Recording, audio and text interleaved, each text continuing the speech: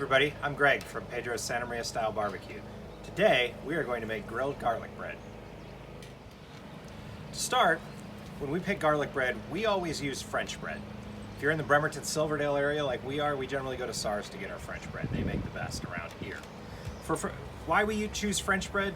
Well, we want it to have that nice soft interior. We don't want something that's really firm like sourdough. We like sourdough, but it's a little bit too firm on the interior because we're generally going to be putting a piece of meat and some sauce on it. We want the bread to have quite a bit of give. We also want it to soak up the juices from the meat really well, which French bread does. We also want a soft crust on it. A good test for making sure you have the appropriate softness to your crust is I want to be able to press my finger into it, and I want to see it actually break through the crust. On a sourdough bread or some stores French bread, you're going to see it doesn't do that. So that's what we want. The first thing we're going to do is we're going to cut our French bread horizontally so we can grill it on the top and then on the butter side down on the grill.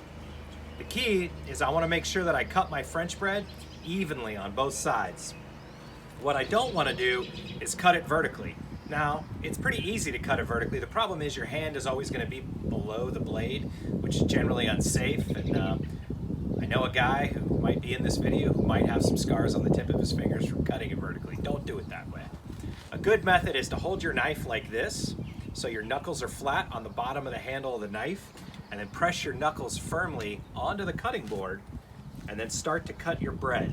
Now make sure you're holding the blade even fore and aft, so from front to back here, as well as keeping your knuckles steady on the cutting board, and that'll make sure, as you're cutting your garlic bread, that you get a nice even cut the whole way across. So we're gonna put a butter and oil mix with some spices on our bread. Our general ratio is somewhere around a half a stick of butter per side of bread, or a stick of butter, which is a little under a quarter pound, per full loaf of bread. So here I have a pound of butter. I want it melted and then I'll let it cool a little bit so it's still kind of firm. I'm going to take a quarter cup of olive oil. I'm going to take some dried onion, some dried garlic, and some garlic salt with parsley in it. Add it all in there. The last thing I'm going to add in, and I want you to be very careful about your portion on this, is Italian seasoning. Italian seasoning is going to give you a nice little green color that adds into the butter. It's also going to give you a great aroma and flavor, but you have to be very careful with Italian seasoning. You can overwhelm the quality of your garlic butter that you're putting on there if you put too much Italian seasoning in there. So I'm going to put my butter, my oil, and my spices all in a bowl, and then I'm going to mix it up. Now, obviously, it's crucial that the butter be soft when you do this, but that's also important because you need the butter to be soft when you spread it on the bread. So I'll get it all mixed up in there. I like using a glass bowl so I can look up and see that I've got it all mixed up together, that I don't have any chunks of just butter in there. And then I should see the rough color where I've got some green flakes in there. I've got some of the darker spots where I have the onion and the garlic. That's what I'm looking for. Now I take my piece of bread, and if I want to make sure that I cut it right, all I have to do is make sure that when I flip it over, they're both the same size. They are in this case. And I'm going to take a spatula, get a nice dollop of the butter, and spread it on there evenly. The oil that I put in there should cause the butter to soak into the bread a bit. Once I have my butter spread evenly on both sides of the loaf of bread, I put it back together, and I just put it right back in the bag, and then I'm going to take it over to the grill, and that's where the magic's going to happen. Bread takes about 10 minutes to cook. Tri-tip needs about 10 minutes to set after you cook it.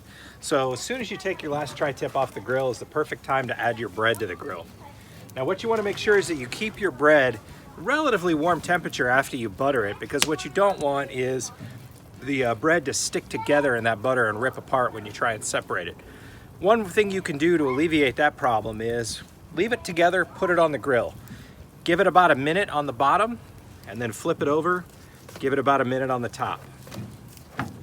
That'll make sure the butter inside melts a little bit. So after we've cooked it for just a little bit on the outside of both sides of the bread, we're going to open it up. We separate it, open it up, let the outside cook. You don't want to burn the outside, but you do want to firm it up a bit. Okay, before we flip the bread over to the butter side down, the first thing to do is raise the grill, because that butter is going to melt and it's going to cause your fire to flash up a little bit. So now we flip it over, perfect little amount of char on the bread. you can see the flames are going to come up. So just raise it up.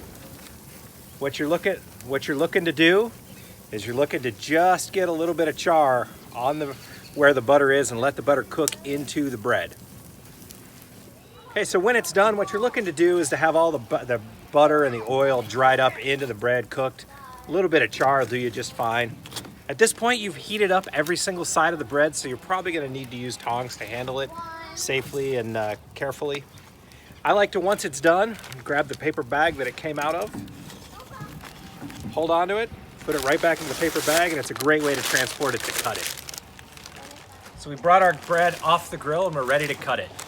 So we have our grill in the plastic or in the paper bag where it's staying warm, and then we're going to use a cleaver knife to cut it. There's a great American named Mike Mangino who had this idea for using the cleaver knife. It's the best way to cut your bread for making your tri-tip sandwiches. So for this piece of bread that's about 14 inches long, you're looking for 1.5 inches, 2 inches per. You're gonna lose a little bit with each cut. I think you could plan on about 7 slices per loaf. And you just use your cleaver knife and cut it through.